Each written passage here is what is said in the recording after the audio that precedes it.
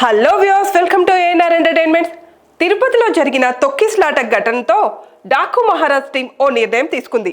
అనంతపురంలో నేడు జరగాల్సిన ఫ్రీ రిలీజ్ ఈవెంట్ను డాకు మహారాజ్ టీం క్యాన్సిల్ చేసుకుంటుంది. ఈ మేరకు డాకు టీం ఓ ప్రకటన కూడా చేసేసింది.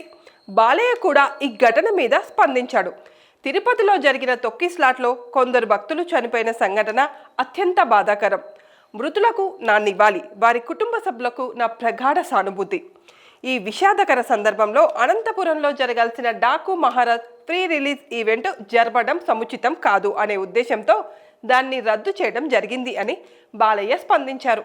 ఇక వైకుంఠ ఏకాదశిని పురస్కరించుకొని తిరుమల శ్రీవారి వైకుంఠ ద్వార దర్శనం కోసం టికెట్ల జారీ చేస్తున్న సమయంలో ఈ ఘటన చోటు చేసుకుంది.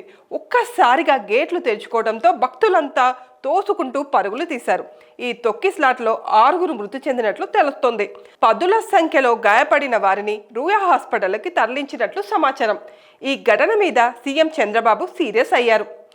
డిఎస్పీ అత్యుత్సాహం వల్లే ఈ ఘటన జరిగిందని అంటున్నారు. ఇక ఇలాంటి దుర్ఘటన జరిగి అందరూ బాధల్లో ఉండడం, ఆ టీంలో తాము ఈవెంట్ చేసుకోవడం సముచితం కాదంటూ ఇలాంటి దుర్ఘటన జరిగి అందరూ బాధలో ఉండడం, ఆ టైంలో తాము ఈవెంట్ చేసుకోవడం సముచితం కాదంటూ డాకు మహారాజ్ టీం ఈ ఈవెంట్ను అయితే క్యాన్సిల్ చేసుకుంది.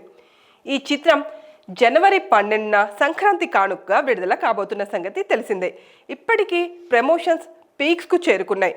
పాటలు, ట్రైలర్ సినిమా మీద అంచనాలు పెంచాయి.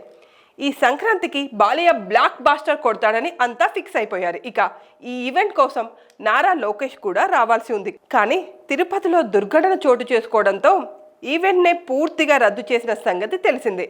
మరి అభిమానులు ఇక నేరుగా బాలయ్య థియేటర్లోనే కలుసుకునేలా ఉన్నాడు. రేపటి నుంచి ఇక సంక్రాంతి పోరు మొదలైనట్లే.